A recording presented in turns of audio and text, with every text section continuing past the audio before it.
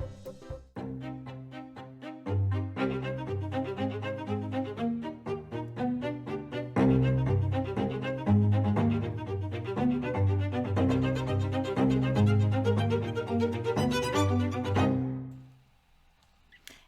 guys, welcome to today. Welcome to today.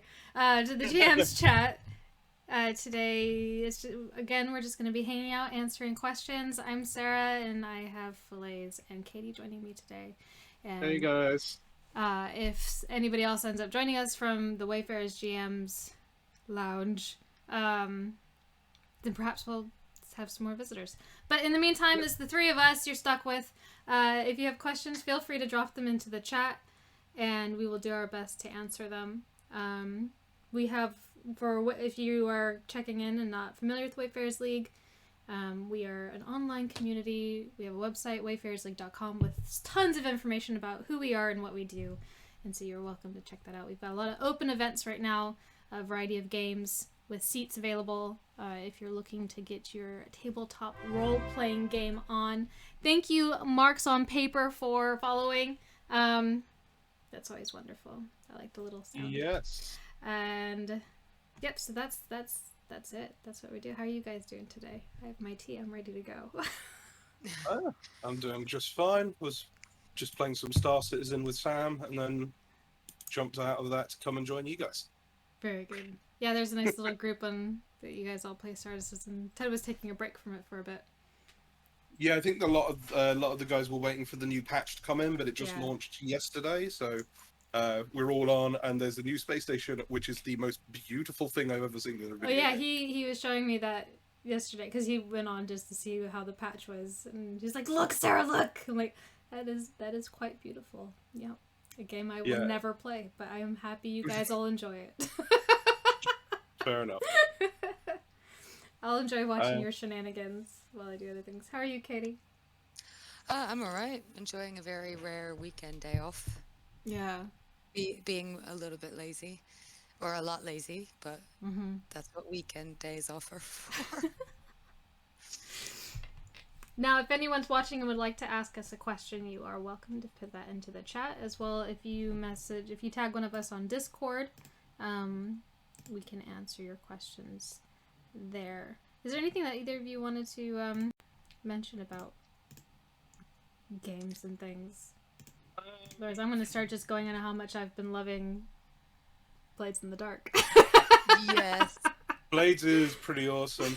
Yeah, no, I'm looking at a few different systems now, because it seems that there is a call for people that want to play in different systems, which is very, very lovely. So I might do a poll later on today and see what people want to play. But I've been collecting systems for a while, and I need to read through some. So yeah, if people decide that there's a particular system that they want to play in, then I will read that system first and prioritize it and start running something. It's not going to be a very frequent game, maybe once a fortnight or once a month, because I already run 3 games. Yeah, you're kind of nuts. Elsidor, the mug, you have a question about my mug. It says, because I'm the DM, that's why, and it has the D20 on it. Ted gifted that me. I think he was the one that gave it to me a few years ago. It's one of my happy mugs. And I might see if I can switch my camera around so it's not mirrored. 'Cause I don't like that. I have to do it through Discord, don't I? I think, yeah, you probably can do it in the settings on Discord.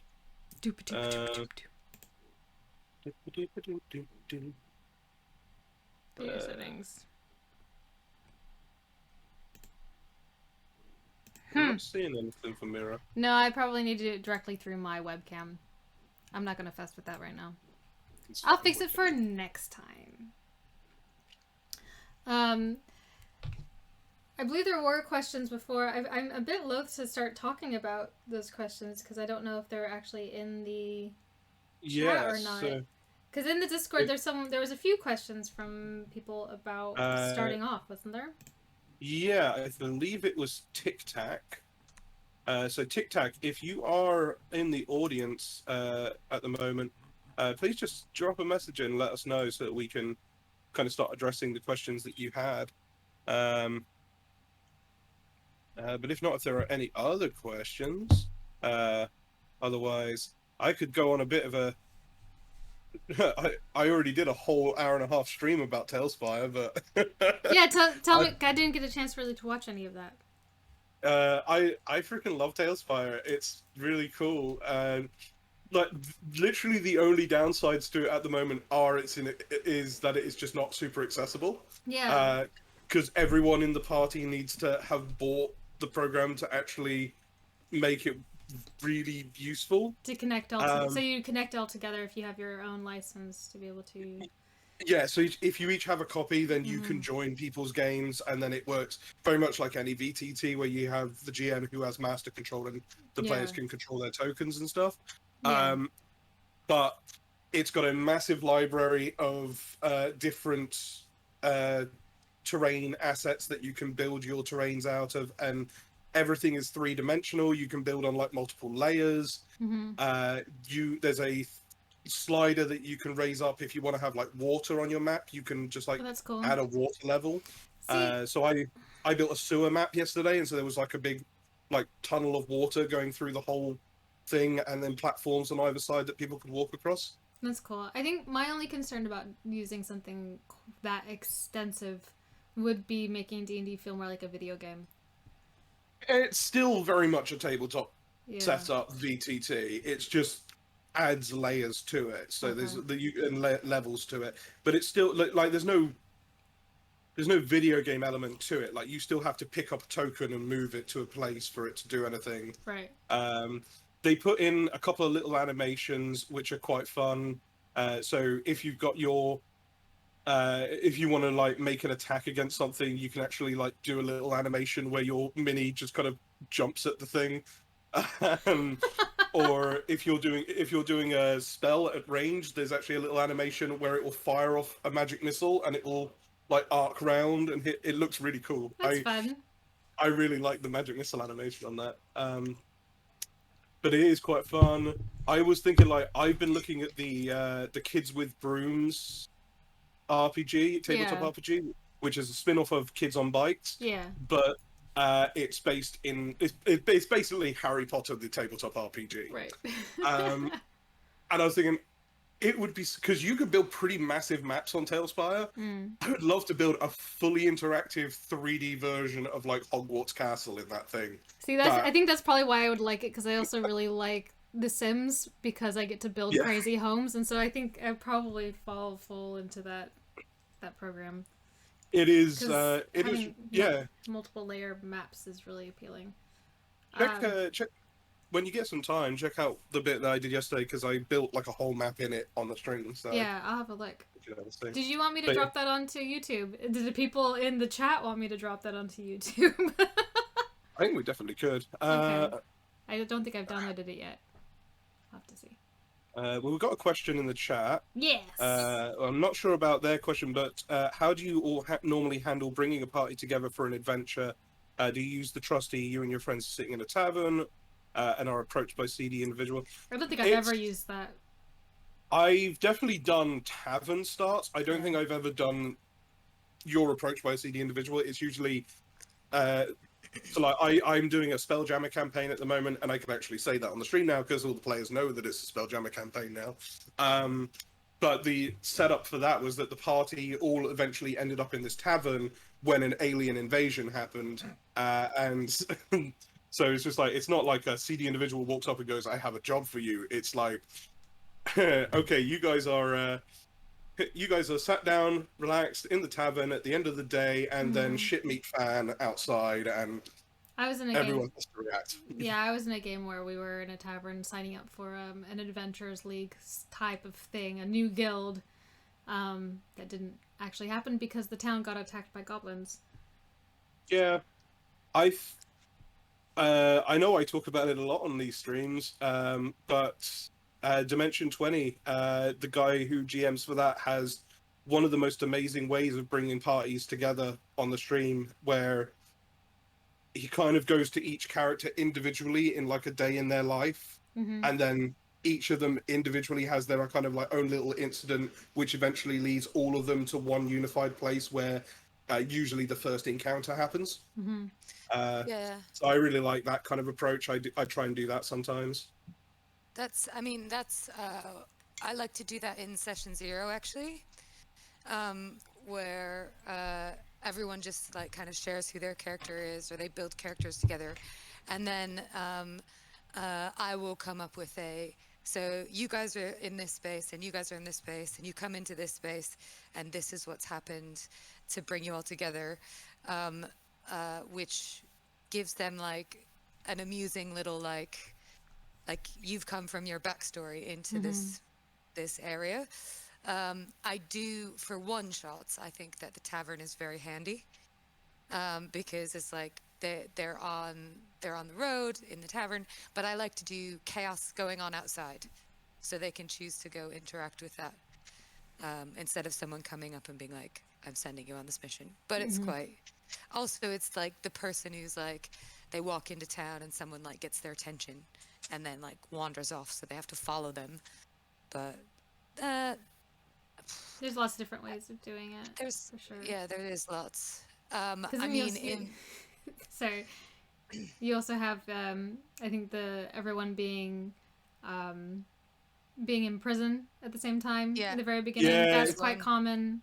That's very typical. I usually like to group players together, so then their backstories together, and then the units are brought together as a party. That makes a little bit less complicated, and then characters already have connections. I do like in session 0 getting the group to decide for themselves why they're together. Yeah. And then just like, okay, this is awesome. Like, you've been traveling together for a long time, so you can choose a backstory that fits how you guys came together as a group, which is actually quite fun. And then there are some systems where it can just be drop-in completely random. Yeah, no, definitely. I think because that's the kind of other big thing you decide is whether or not your players' characters know each other ahead of time. And I'm always a big fan of the group where some people know each other but others don't. Yeah. And so we see like there's a reason for all of the characters to kind of be together because there are connections, but we also are learning and developing brand new relationships at the start of the game. Yeah, I like this one idea that I remember here. I haven't had a chance to try it, but I think it's funny where all the players write down two things that people know about you, and one thing that's a rumor that isn't true, or like 3 things and one of them needs to be a rumor that isn't true. Kind of like 2 truths and a lie. Yeah, and you pass that around to the other characters. Yeah, I've seen that one before. That really is system dependent for me because it's like, okay, if you're first level in D&D and you're going, two things that are well known about you and one thing's a lie. Well, nothing's well known about you. You're first level adventurers in D&D. Yeah. You've yet to make your mark. Right. But yeah, it kind of depends on the system, I think. So let's see. If you're here, we want to know. Kids on Bikes sounds interesting. I'm quite a fan of Tales from the Loop. Things from the Floods. Is that a system you've looked at? I've played Tales from the Loop twice. I can't remember how many sessions I ended up going to because I missed a few. It's quite fun. I really would love to play that again. One of our friends, who's been on the stream before, Matthew Rogers, has run it, and I know he's keen to run it again. Although he wants to play in person, which is awesome. So I think he wouldn't necessarily be running that online. But I have heard that. It's fun. I'm not familiar with Tales from the Loop. I've heard of it, and I've obviously heard about the game that you did with Rogers. But I actually have no idea what Tales from the Loop even is. It's essentially you're playing 80s nostalgia in a sci-fi environment. You play kids ranging from 11 to 16 or 17, so it's like a Stranger Things but without the horror element. It's more science fiction weirdness. It's same kind of like Kids on Bikes kind of deal. Yeah, so there's robots, and the whole idea is that the Loop is this area in the Midwest that is around this science facility, and so just weird crap happens in that area, and everyone just walks around as if it's a normal thing. Yeah.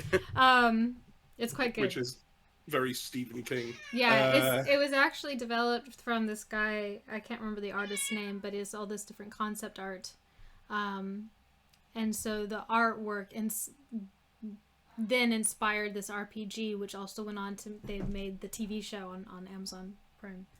It's really good. Oh yeah, it's very strange. Don't go in thinking you're gonna come out with a happy-go-lucky feeling. But if you like weird, the cinematography is incredible. The artwork, the art design, the colors, the costumes. It speaks to every part of my being, that show. Goonies. Yeah, basically Goonies. Kids on Bikes, similar to Tales on the Loop, is basically a game that is designed for things like Goonies, Stand By Me, E.T., It, any of these kind of 80s nostalgia stories where you have a bunch of kids that are on their bicycles. That's what it's all about. Yeah. No problem, Pen. Happy to welcome you into the community. On Discord. So Elsador says, continuing on about the backstories, if you are running a published hardcover, how do you all feel about tying in character backstories? The more you can tie in a character backstory, the better, because the more the characters invest in the players invest into the story. Absolutely, yeah. We've I'm running Tyranny of Dragons at the moment, and one of our player characters, they wanted to be like the son of the daughter of a noble, like someone who was of nobility. And I said, okay, here's a list of all the nobility, like the noble families in this part of the world. And she happened to choose the Neverwinter, the Neverember family, which is the lord and the daughter of the lord of Neverwinter, and also at this point in time the open lord of Waterdeep. Oh, right. And so a huge chunk of Tyranny of Dragons takes place in Waterdeep, and so all of that relationship is kind of melded into the story. We've got one guy whose backstory was that he was a gold dragon that had misbehaved and was sentenced to live life as a mortal so that he could learn to be good again.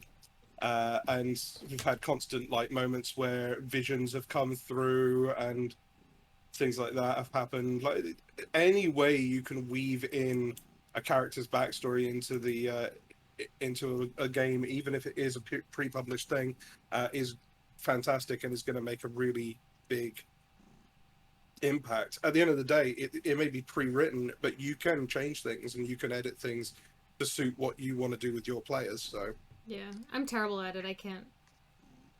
Yeah. I need to do homebrew. Go on, Katie. Yeah. Oh, I love doing it. Like, I totally changed the shape of Dragon of Icefire Peak just by making sure that the dragon kidnapped a family member of like that just turned up. They rescued her. They didn't realize that it was her. Had to write a whole little like side thing for it.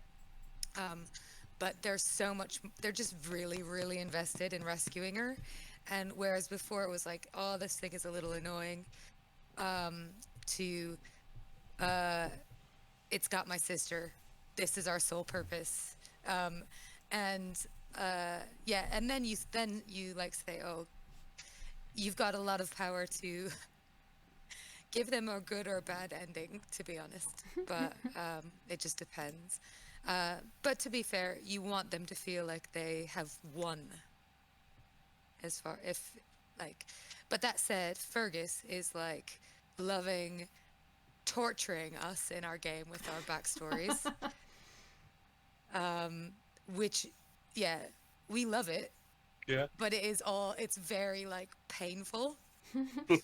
And sometimes very awkward to like be a part of. Your stuff in particular has been very painful as as Hubert's backstory has come out. Well, it's because Hubert's such a sweet tragic character. I love Hubert. And it's funny He's is that so he was dumb. he was made on as a joke for a one shot that I ran. Yeah, he was, and it was very funny, his first appearance and anything. There wasn't any fighting. Well, we only got halfway through it, but Yeah. so those that are watching, Hubert has an intelligence of 5 or 6. I think it's 7. Well, it's -2, whatever it is. Okay. Maybe 6 or 7. Yeah. He's a half orc, and he's a barbarian that can't control his rages. Yeah, but he's not raged on live stream yet. Oh, right. So. Yeah, I won't say anything. But he's also really sweet and trying to be good. Trying to do good things. Yeah, he's found religion. Yeah. Which for someone with such a simple understanding of the world, religion is very complicated. Yeah, it was funny because when I ran a module called Lying Behind a Mask, and when I first wrote it, Katie brought Hubert in as a party that they were, bodyguards for a masquerade. So part of the beginning is that the characters, get to pick out costumes to kind of blend in with the party a little bit. And he didn't take anything, did he? Like a tiny top hat or something. Like ridiculous. But yeah, he just saw everyone dancing, so he just turned to the nearest person. Yeah. Which ended up being a young nobleman. A young man, yeah, and it was just like, you dance with me? And he was just like, no, thank you. And the next time I ran it, you brought Flourish. Very different. oh.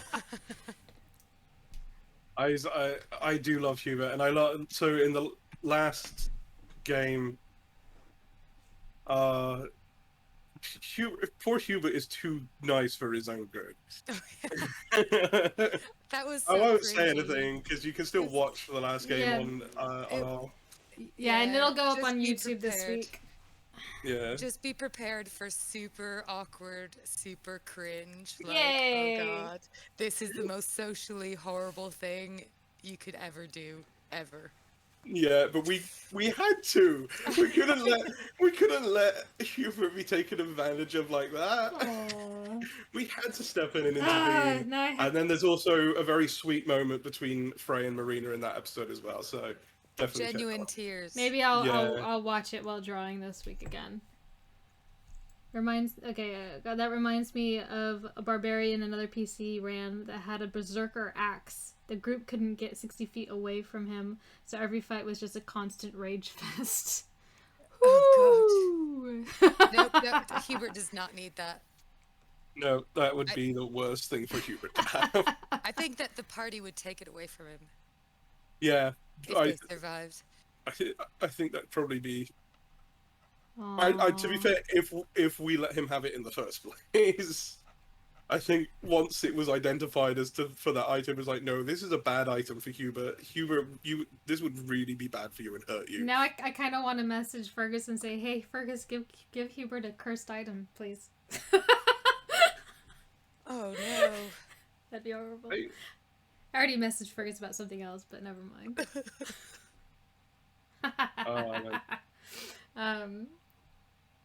There is a specific magic item that I did request that Hubert think about giving one of the party members. I really hope he does. So you mean Fergus give to one of the party members? Yeah. So Because I think it would be amazing.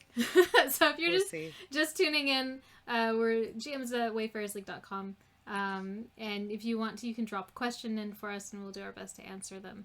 We're just essentially talking about our characters now. Yeah. Yeah.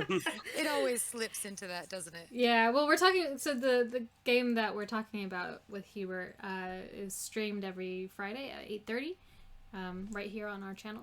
So you're Give or welcome. take. Give or take, because some weeks it isn't able to happen, but Depends how many technical issues we have. yeah, yeah, the Ever Chosen. That's the one. The Ever Chosen, yeah, it's a lot of fun. Yeah. It's a game that has a lot of chaos and funny moments, but it does have some very sweet and heartfelt moments too. Yeah. So I will have a question. Those different sweet heartfelt moments. How, like, I have your games where, obviously I've experienced those like really intense emotional scenes and things in various games. I But mean, then you have you games. and I have had those together Yes. in the Mass Effect game. Yes. So,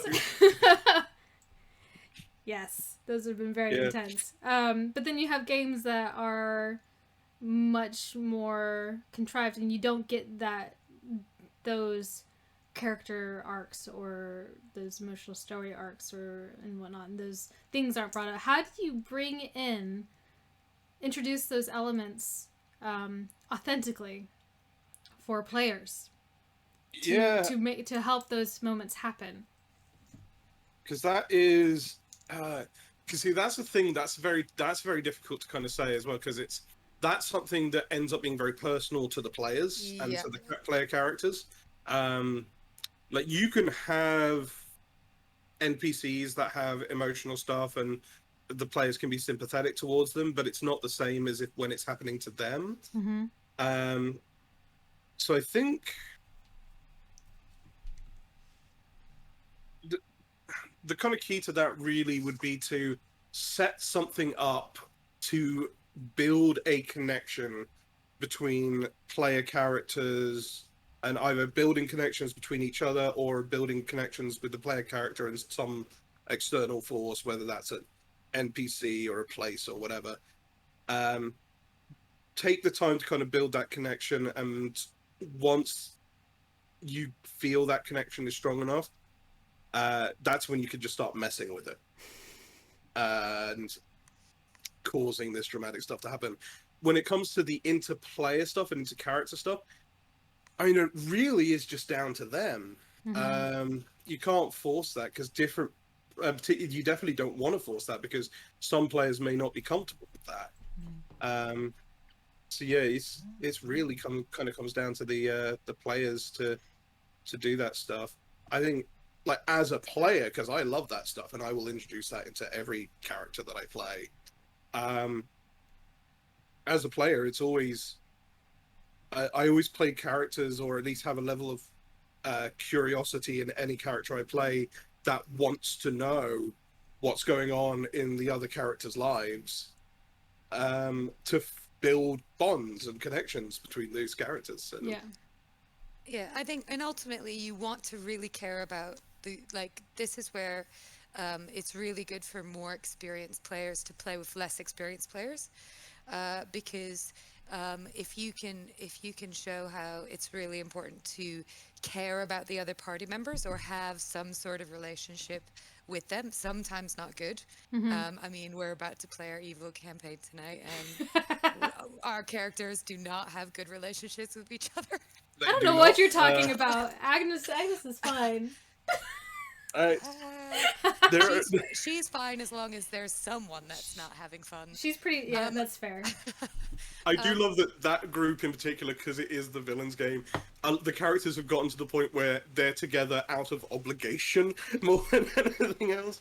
It's just like, okay, we've made deals with each other and pacts with each other, which means that we have to kind of watch each other's backs at this point. But none of us technically get along with each other.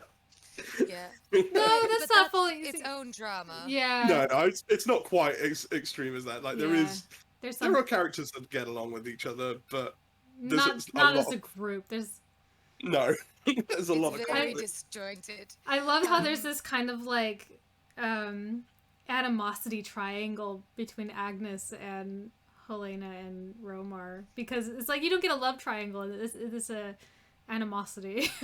An animosity triangle where I just can't wait until like something happens where Agnes and Roma are on the outs.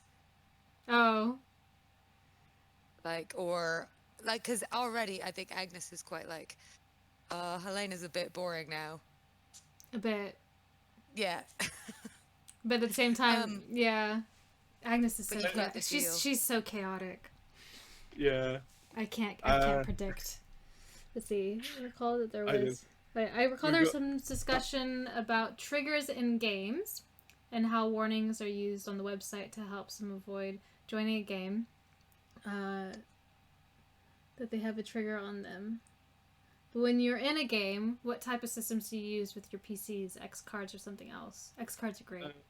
X cards are great. I use X cards in Monster Hearts because that game is built around like sex and sexuality, to the point where there is a mechanic in the game called sex moves. Um, so X cards are kind of really important when you're playing a game like that, so that everyone is just like, okay, no, I'm not cool with this. Stop.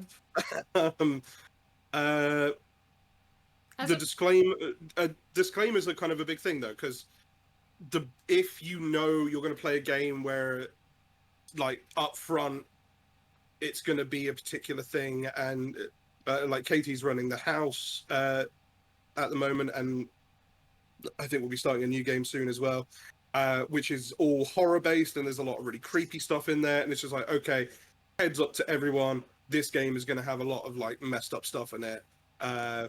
So, if you're not cool with that, maybe just don't join this game. Yeah. Because you're just not going to like it.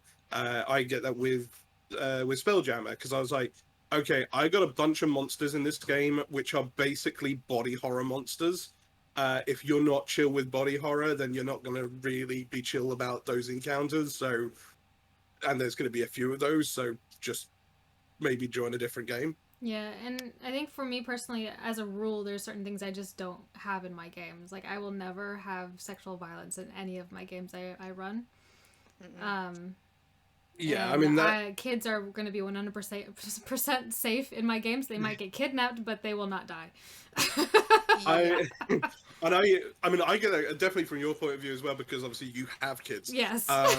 Which is obviously a bigger thing. Like, in my games, I wouldn't necessarily shy away from having a child die in one of my games, but it would be literally for the purpose of being ridiculously over the top dramatic and crazy thing. But I don't have anything in particular in mind where I would do that, but I wouldn't say I would objectively say no. Sexual violence, 100%. If you have a game where you think sexual violence is an enjoyable part of the storytelling or world building, I do not want to play with you. That is another thing. Like, I run cyberpunk style games which have like domestic violence, but that violence does not go sexual, because I just don't like that, and I'm not interested in having that in my stories. No. Yeah. Go ahead, Kitty. Yeah, I think having I think this is where the session zero is really important, and having disclaimers, because if you don't and it's discussed in the session zero, then it's a little bit too late. Yeah. Yeah, well, because he was talking about in the middle of games, because you can't necessarily cover everything in session. You can try to cover as much as you can. One of the things I do as a player is that when I start going into something that could be questionable or extra violent or anything like that, I just make sure that everyone at the table is okay with going on, because if they're not, I won't do it. Yeah. Because I like PvP in my games when it makes sense narratively, and so if I'm going to step into doing that, I say I want to make sure the player that's involved with this, like, are you okay with this happening? Because I'm not going to do it if you're not. But if you are, then then we can let the story happen how it's going to happen. Yeah, and I think as well, like, as a GM, you just need to be happy to just put a halt to it. Yeah. If you need to put a halt to it, like, just be like, okay, won't go down that road. Yeah. It's not vital to the story. Yeah. Like, kind of thing. And if, as a player, if you are uncomfortable with something happening in the game, please speak up. In any Wayfarers games, if something happens, speak up and let one of us know. Yeah. And if you don't feel comfortable speaking during a game for whatever reason, like, that's just you're not comfortable doing that, message your GM afterwards, because it should be a conversation. With role-playing games, it can get very personal, and it can get triggering, and you might not be the only one at the table that felt that way as well. And one of the things that makes healthy gaming happen is good communication. And so you need to be able to talk about these things with each other. And if you can't, and if you don't feel comfortable speaking to your GM about these things, you probably should find a different table where you are comfortable.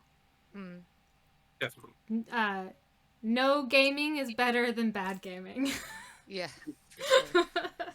Yeah, absolutely. And like now, like if you guys are watching this, and then you're probably in our community. If you're not, then you can come and join us at wayfarerslee.com.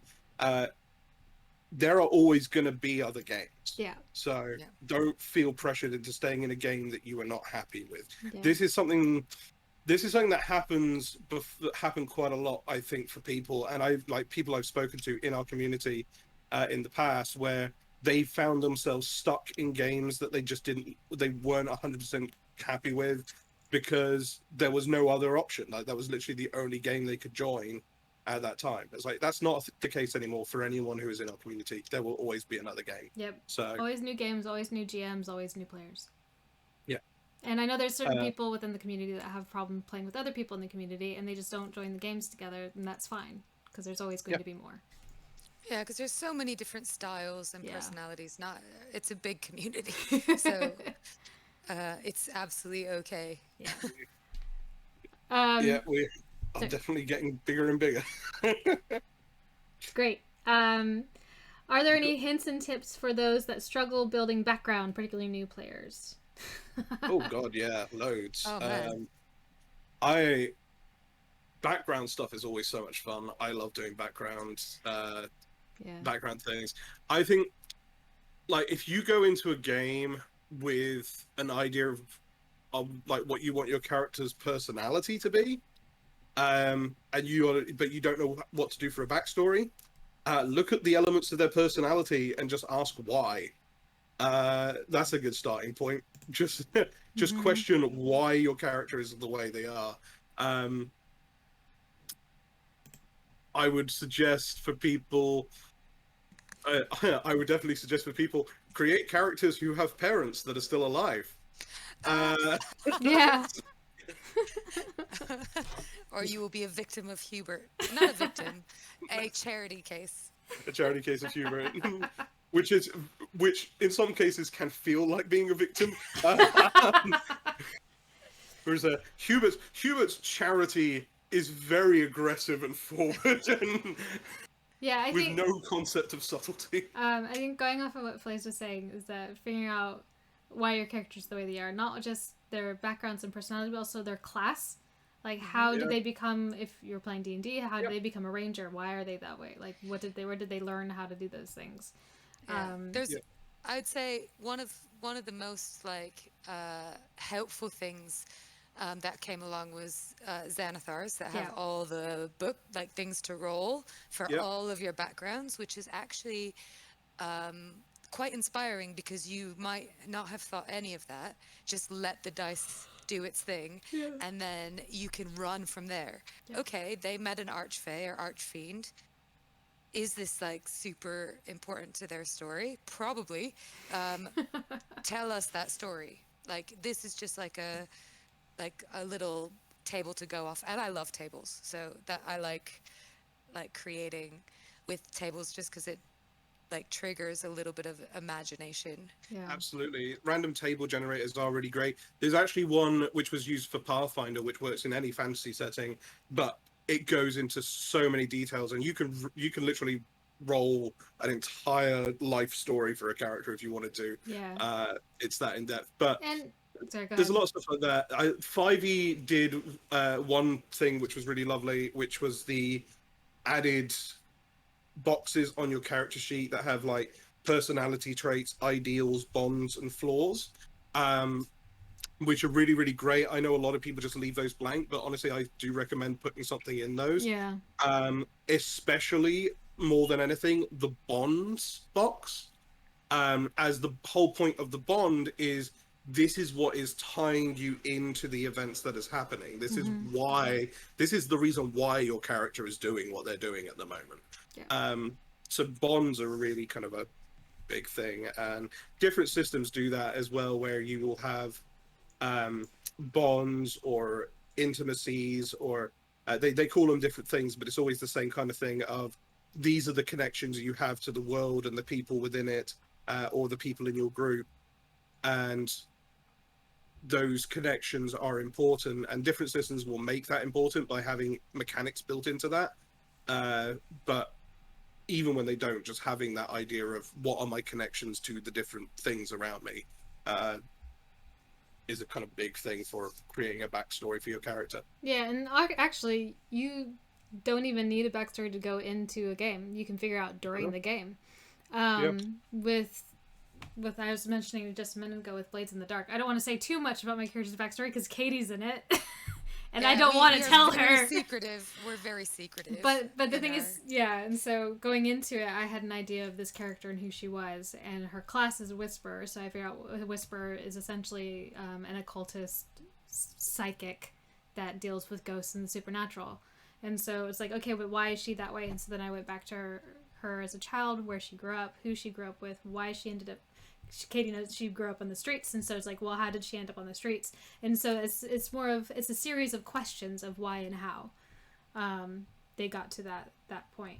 But I've also gone into a game like our Mass Effect game. I went into session 0 was like, I want to play a character that likes to hit things, and that was it. It's essentially what I did in our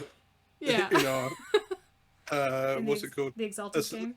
Exalted game, yeah. It was just like we were like, do you know how to fire a cannon? No, I have a sword. I can hit things when they're close to me. I don't have anything that I can do when they're far away. Rogers' look from that was really funny. He's like, well, this is a pointless conversation. Yeah. Can you man the cannons? No. But, so what I'm saying is, like, with that, what we ended up doing was built our backstories together as a group. Yeah. And so you can go off of the other players as well. So with the Mass Effect game that we played, that we used Scum and Villainy for the tabletop. But the Mass Effect aliens and lore was great. Yeah. I will talk about that game forever, even if we haven't played it in over a year now, or almost a year. I know. Oh god, yeah, I know. It's so long. I was the same when I went into that one. Literally, I kind of went in and was like, all I want to do is I want to play a Quarian mechanic, and that's it. I have nothing else. And then we all built our character stories together, and that was a lot of fun. That was a good one. Yeah, so I mean, there's a lot of ways to go about it, and we have a character creation channel on our Discord that you are more than welcome to make use of if you want help building backstories and whatnot. You can ask questions there, and there are so many people in our server that like building characters, so there's a lot of support. Absolutely, and this is, you get this. I think most people who play these kind of games have a backlog of characters that they like want to play, and don't get to play very often or at all. So you'll eventually kind of end up with a huge, like, if you just keep creating characters, you'll end up with a catalog which has got all different backgrounds and backstories and stuff like that. Yeah. Another like good way to develop a personality and backstory for a character is just like play them through a whole bunch of one-shots. Yeah, keep the same character, level them up in different places. Yeah, and then you can like play around, and then once they've been through things, how they react to things, if you want to bring them into a wider campaign, you can start to answer those why questions Sarah talked about. Like, why are they this way? Which is actually something I need to probably eventually do with Flourish, but I don't want to. Yeah. Why is he that way? Man, Flourish doesn't look back. He only looks forward.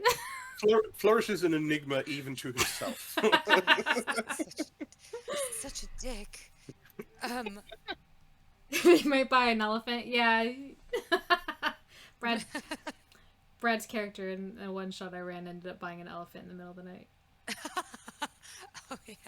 I did my first campaign that I ever ran. I don't know if Rosie's in the audience, but someone summoned an elephant into a library.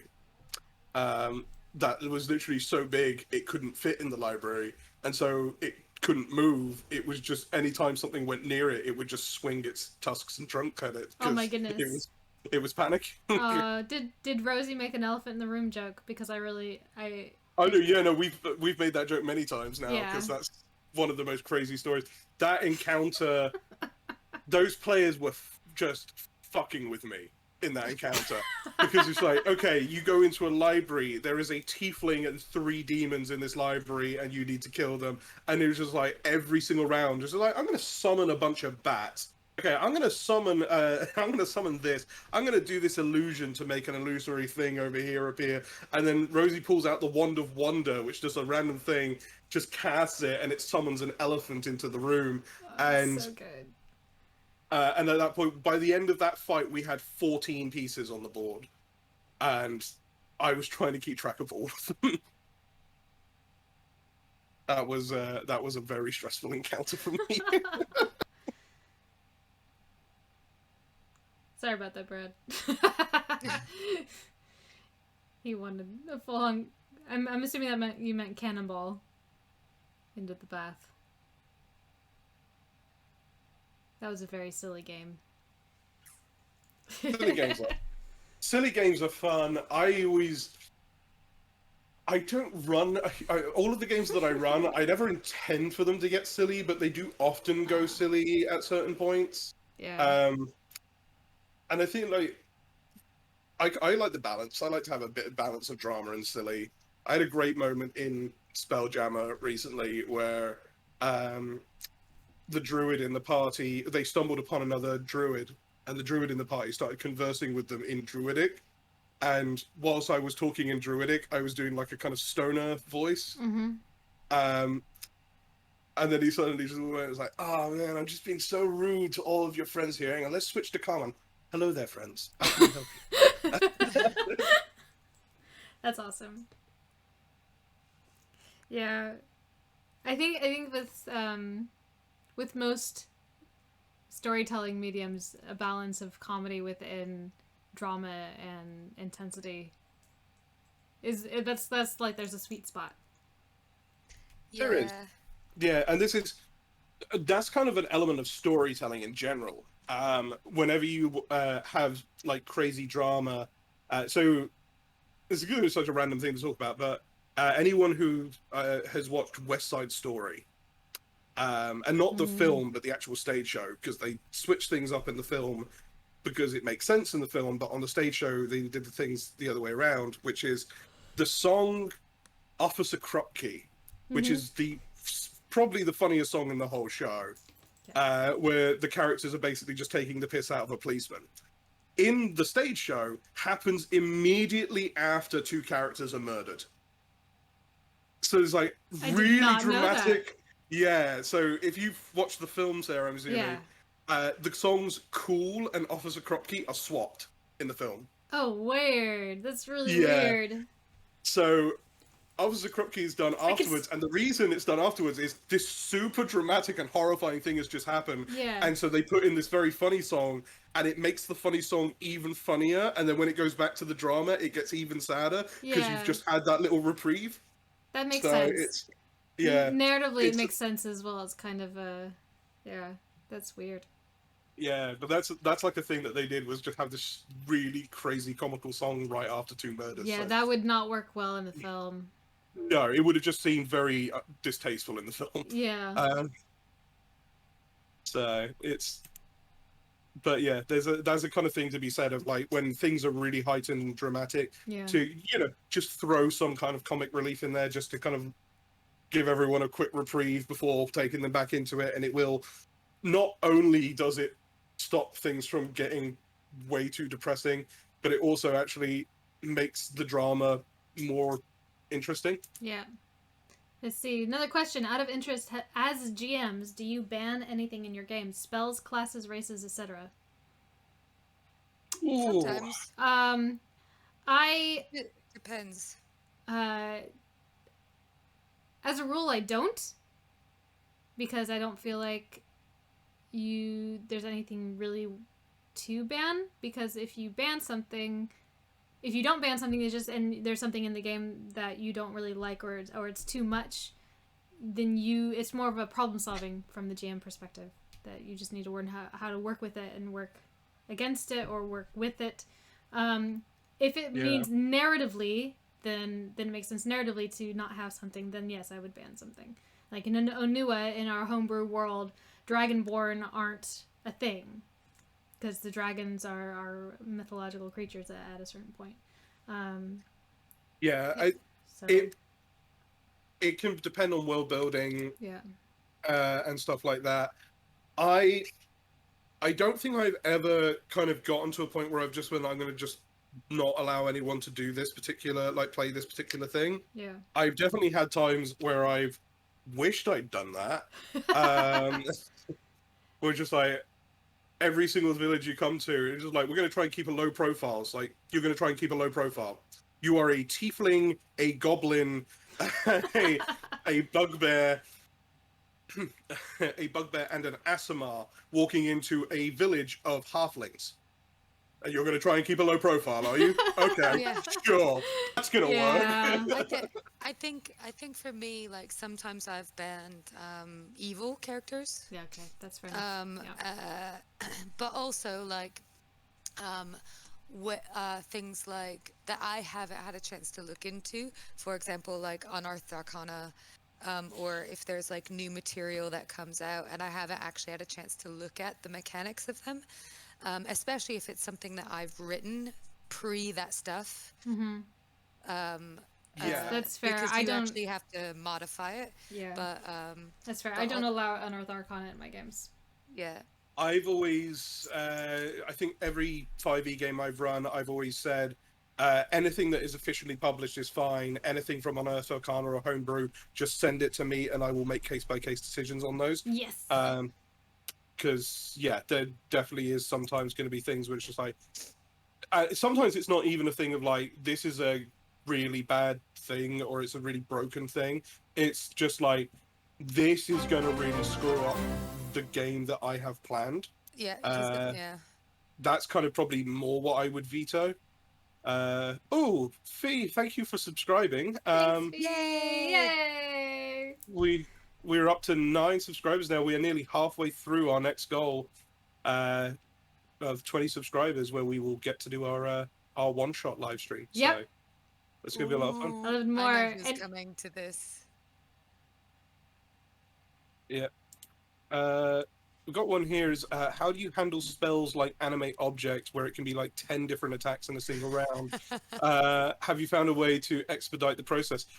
Yeah, generally speaking, most creatures that have multiple attacks like that, or things that, abilities, spells like that have multiple attacks, will have the exact same modifier on those attacks. So if it's making 10 attacks in a round, I will roll 10 d20 and just, just do them. Figure out which ones count the ones that are successes. Okay, yes, we need Fallaize photo release on this.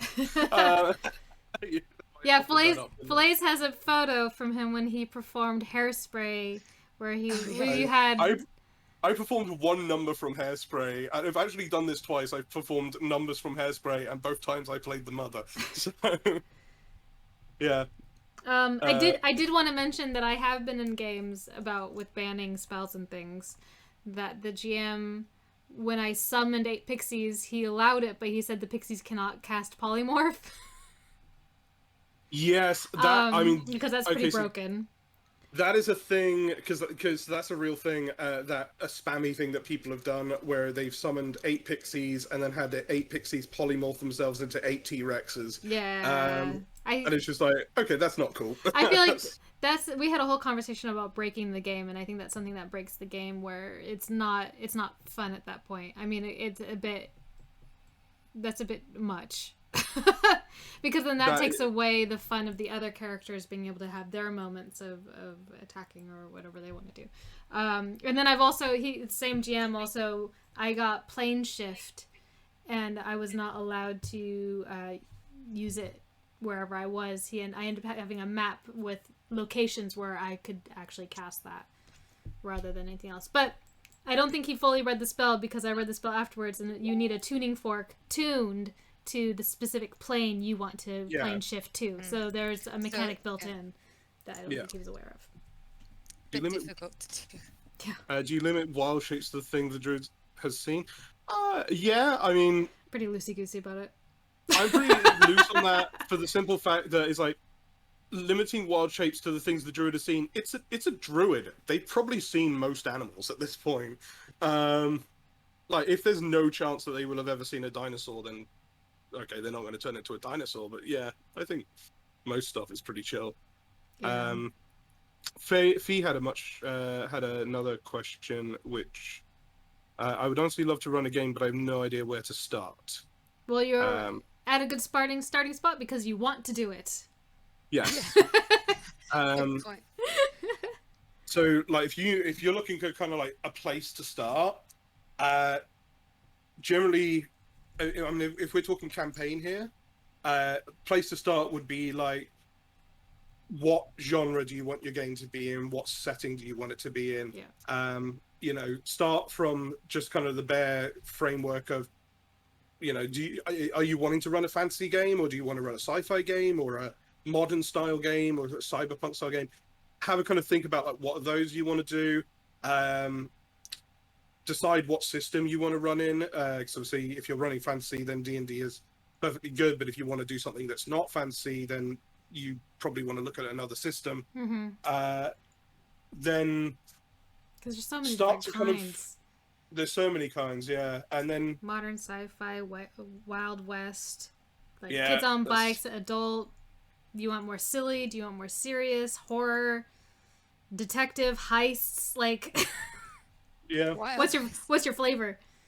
Wild Wild West, West, Deadlands, weird- That'd be fun. Deadlands Weird West system is really good fun. superhero. Superhero. If you're going to play superhero, do not look at champions. You will No, never want to look at another system again. I believe Rory ran.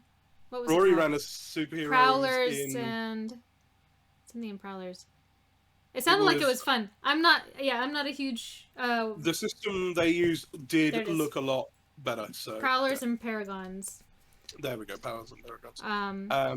I have no real I interest in playing a superhero game, but I'm glad other people enjoy it.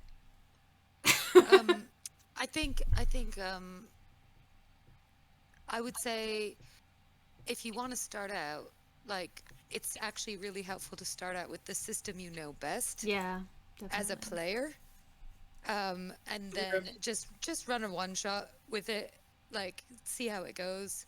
I think run it a couple times, the same one, because then you get better at it, and you're never gonna run it the same every time. Like, I've run the same one shot probably 10 times, and I've not run it the same for any group.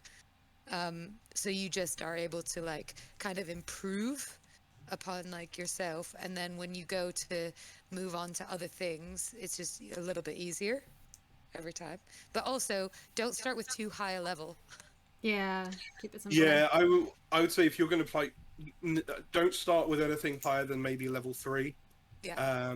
If you're doing D&D, because after that the abilities start getting more complicated and the numbers start getting a bit more complicated. Yeah. Yeah, I mean, there is something to be said for sticking with a system you're comfortable with, but I would say find something that you would be excited to run. Like, if you're excited to run D&D, then run D&D. But if you've got something that you see that you really like and you're like, I really want to run this system, then run that system. You'll find people to play it. Like, I'm running all sorts of different systems at the moment, and I'm always filling those games. So there's plenty of stuff to be doing. But yeah, I mean, to be fair, like, Fee, if you have an idea, and this actually go for anyone, if you have an idea for something you want to run but you're not sure like where to start, drop a message somewhere. Like, I'm happy to jump into a chat room with someone and kind of like talk through and have a discussion about it, because it can actually be really helpful to have someone to bounce ideas off of and ask questions to. So yeah, And drop a message. another thing we can always do, and the community is awesome for this, is, like, not advertise your first ever game, but just find players for you.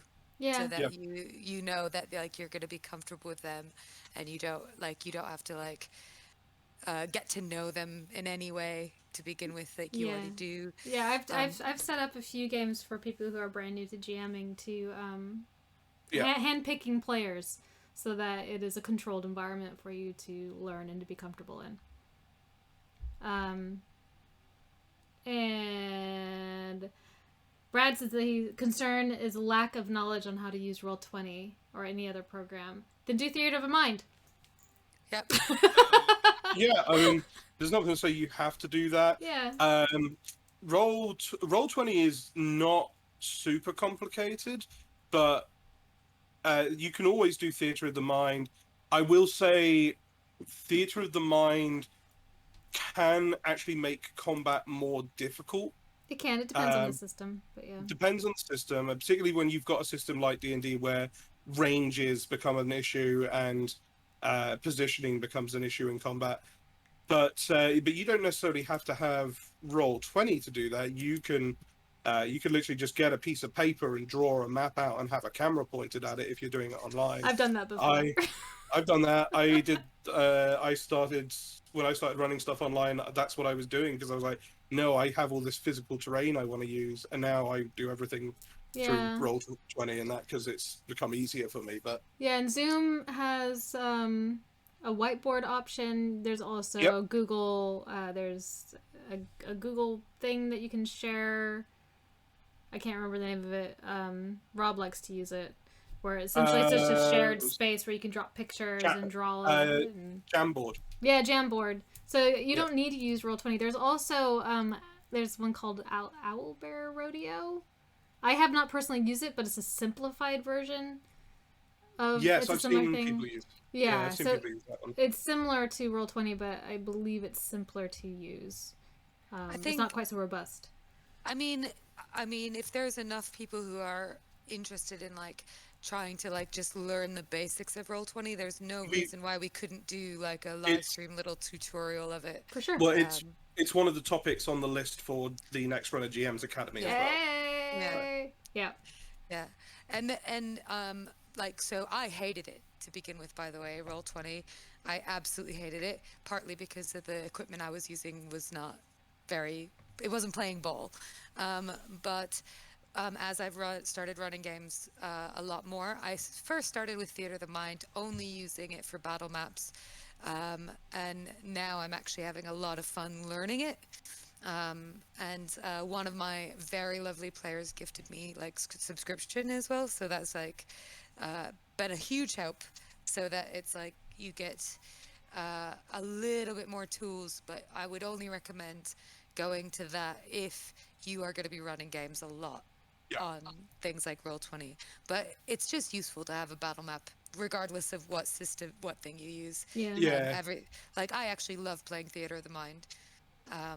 But having an idea of positioning is always good. I'm the same with you there, Kate. Like when I started running stuff online, I straight up just refused to buy into Roll20. And then I was just like, okay, I'm going to use Roll20, but I just used it for music. And then after that, I was just like, okay, I should probably learn how to use some of the basic functions on this. And I would literally just drop in battle maps that people had done and just drop it into Roll20 and use that.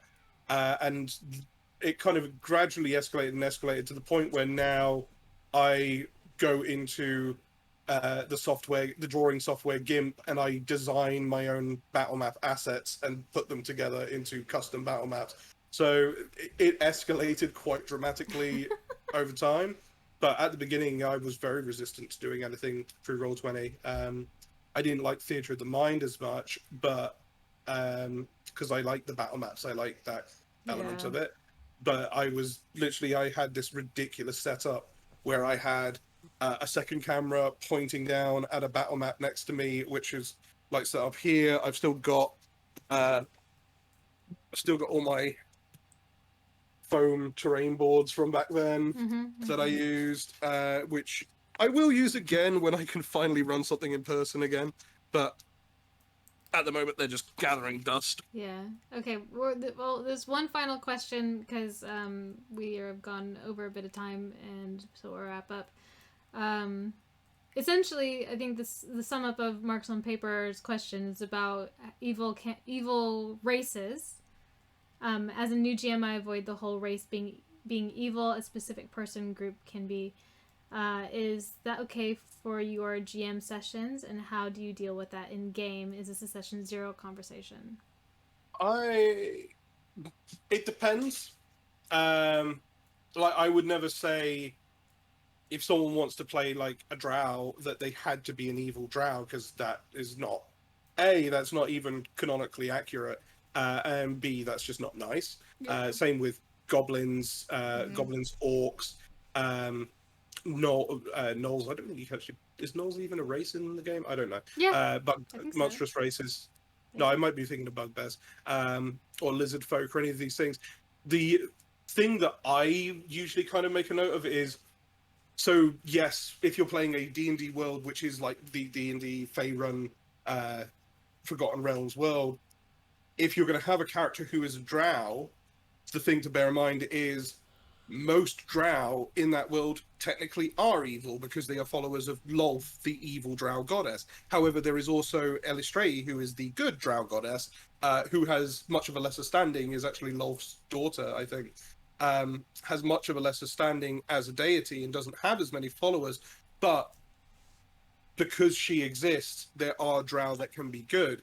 However, even though there are drow that can be good, because the majority of them might be evil, and even if they're not, there's still that idea in the world, and so people will probably react to seeing a drow out in public in less than favorable ways, because prejudice is born from these, in this world, born from these ideas that, oh, you are of the evil ones, so we're going to be horrible to you, even if you're not actually evil. Yeah, I think I would never tell a player they can't play something because of that.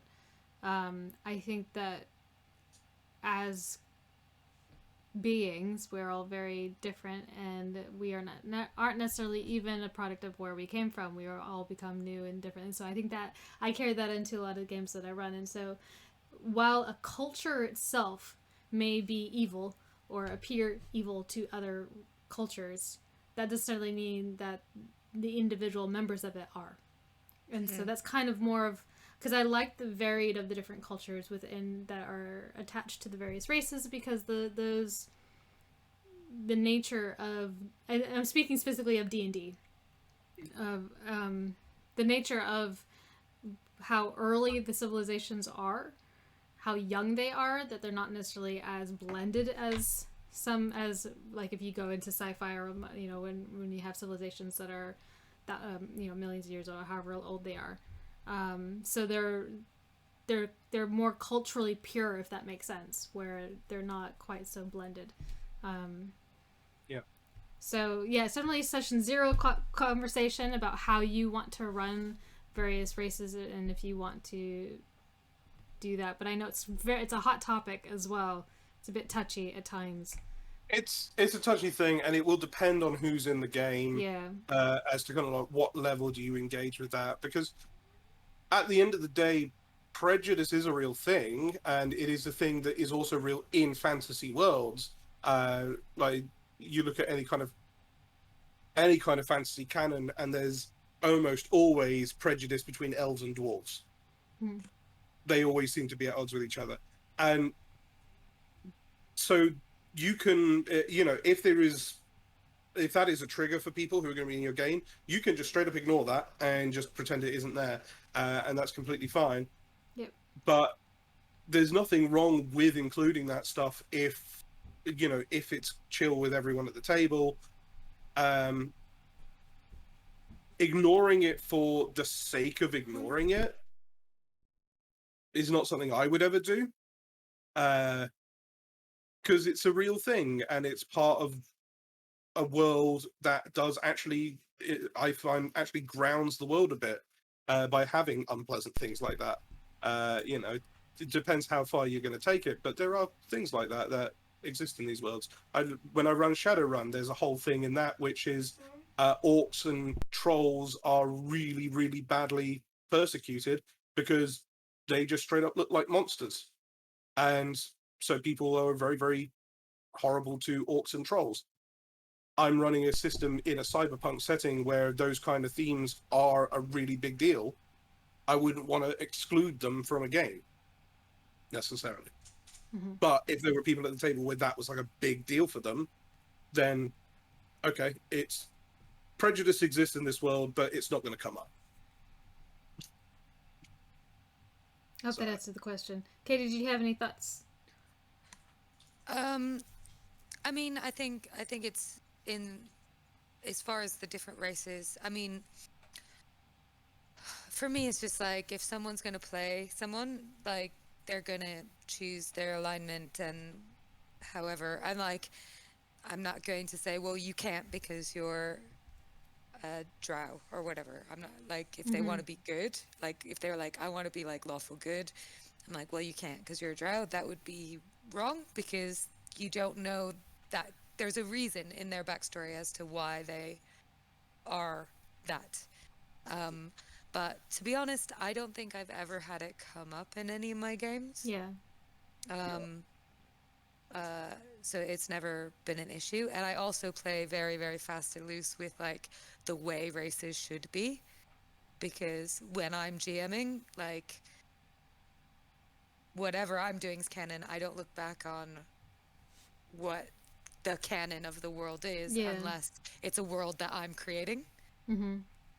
That said, like things like we're world building Anua at the moment, and like you're having a hand in the canon, setting those things out. It's because magics run differently, like the world is like different, but as far as races and tension, I mean, there's a whole lot of prejudice kind of built into some of the things we're writing as well, because it makes for a good story. To be honest. I mean, it's a difficult thing, and it's something that we deal with in real life, but where maybe you don't talk about it around the dinner table, you can talk about it in a fantasy setting and actually let out some of the frustrations you might be having. Yeah, and I think getting a bit real is just like it does exist in the world, and it is important to talk about, and we can experience those things and explore them in a safe fantasy environment. And in the real world, ignoring it does not make it go away. And being a white woman, it's like, I know I'm in a position of privilege, and I recognize that. And we're kind of in a perfect space to be able to talk about these things and to explore these things in a fantasy setting. Well, if, as you say, it's in the real world, and to a point, if you do just ignore it and just say, oh, it just doesn't exist, or pretend it doesn't exist, that's just irresponsible. Yeah. But yeah, definitely. I think I had something else I wanted to say, but I can't remember what it was. Well, we've been talking for, we've been live for almost an hour and 20, bit more, but we will be back next week to talk more. And if you are tuning in just now or only for a little bit, we are a few of the heads of the Wayfarers League. So you can go to wayfarersleague.com to learn more about who we are and what we do. We have a lot of free D&D tabletop role-playing games on. There's a variety that we do at the moment. We have our subscriber goal going right now that when we reach 20, we will live stream a one-shot, potentially with Flourish in attendance. Yeah, potentially. And I will apparently release because I for some reason decided to agree to this, release a picture of myself in a sequin dress. So we just need 11 more subscribers for that. You can use your Amazon Prime account to subscribe for free, as you can do once a month, and that's a wonderful way to be able to support us. Also, heading over to YouTube and following us, subscribing to our channel there would be a big help. Once we reach 100 followers there, subscribers will actually be able to have our unique URL, which would be lovely. Yes, absolutely. So thank you everyone for joining us today, for all your questions. Really appreciate them, and we will be back again next Sunday at 4 o'clock for another GM's chat. Otherwise, you can check out our schedule to see what else is coming up. Right. Amazing. Okay. Bye. Say bye, guys. Bye. Bye, guys.